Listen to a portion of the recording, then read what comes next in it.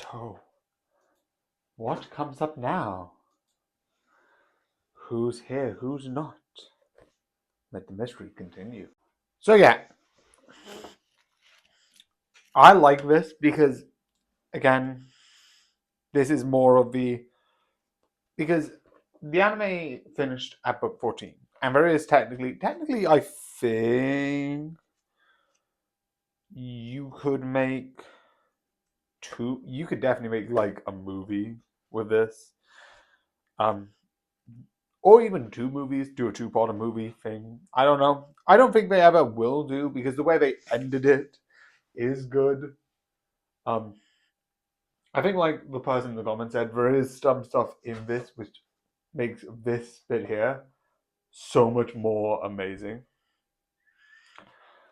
Um, which is basically, actually, because it's a mystery, I'm gonna get into that part.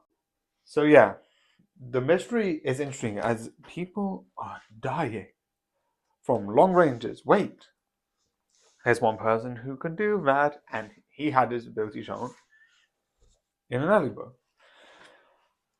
And we slowly have the situation revealed about sort of them talking about this is mostly in a way them getting everyone together. So we do know who it is that we're dealing with because it's like there's no speculation. We've got everyone back, but there's one person who's really good at being a sniper, and then someone is killing people by snipers. So, but this is sort of to one, introduce the mystery, two, bring everyone sort of back together, which they sort of do, and you get Charlotte coming back. This is also like a thing where you get like both sides coming together, which I think is really fun.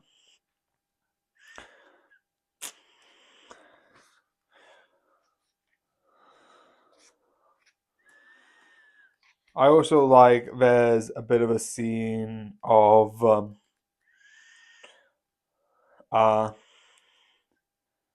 sort of Irene Adler slash Sherlock and no Irene Adler slash James Bond meeting up with Sherlock, and you have that interaction. The one thing which I find interesting is the thing of like the magic slipper Cinderella. I think that's more like a reference, like Cinderella. Probably like Cinderella, I think is like 1500s time period. I'm not.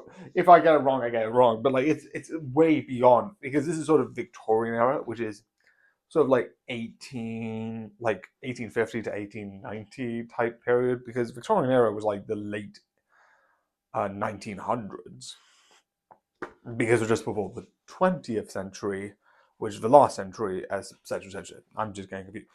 And they're like, "Oh, this is Cinderella." So I don't know if it's more messaging than I intend, but that part I didn't get. Where like the thing was, Cinderella's magic only lasts one night. Uh, I don't know what that means. It probably has a bit of a meaning behind it. Like maybe she's too recognizable, which could be a thing.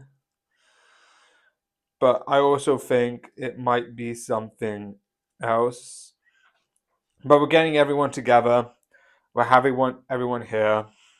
We also have, which is really interesting, Moneypenny being quite important in this role, which is essentially while because Iron Adler usually is James Bond. That's why I said Iron Adler says James Bond. Moneypenny takes over that position and phase, which kind of makes sense because Moneypenny is a character connected to James Bond. So the idea of like spies taking on each other's identities is kind of a thing, is kind of I think a trope where it's like, but I'm actually da da da. Again, that's not James Bond, that's Mission Impossible, but you get my idea. And it's sort of building up to sort of reveal what is going to happen next. And it also does talk a bit about Billy the Kid in a bit, but they don't do too much in here. They do a bit of like introducing him and then introducing him and Moriarty meeting up and talking in America. But there is more to it in other books. But yeah. So the one thing I will say is, like I keep saying, this is where the last book is where the anime ended. So I am sort of sad because with the last one, I'm like, oh, I could still get it. So I watched the anime. When I read this for the first time, this is the first bit of media besides some of the stuff with Moneypenny and the one side quest, which I think was with Moneypenny and the person that is behind this mystery. That was earlier on. I don't think it was what the other mystery was because again, Moneypenny was quite a big important part of that version of it. All of that makes it more interesting overall,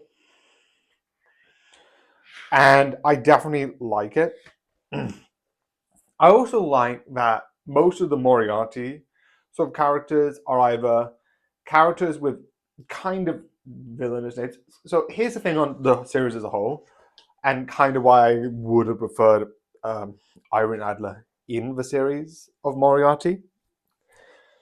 Because in the main series, in the anime series, you have the assassin. You have sort of two assassin like, basically one with close quarters and one with snipers. You have the three Moriarty brothers, and then you have um, sort of another person who is sort of an assassin role with um, Jack the Ripper, the person on this cover. But the one thing I like about Moneypenny is I like that with James Bond for a lot of the times is a spy and is still a person who will kill a person. I like the idea of someone who is not less violent, but more subtle. I don't know why. I just like her reacting with the other teams, while the other teams are a little bit more chaotic. But again, I think she's really good in this. And it also means I think, all of James Bond's characters in there. Obviously, there's some villains, but I'm not going to bring up the villains. But yeah, it is fun. I'm rambling now. Sorry if it makes no sense. So yeah, the last one of. Also, I realized I didn't get this image last time. I'm like, I need to get it. Of the Laurel and Hardy. Obviously, technically, there are more volumes. I don't own them. So, but yeah, I hope you enjoy. I hope you like this video. Actually, technically, it is today. But yeah, good night.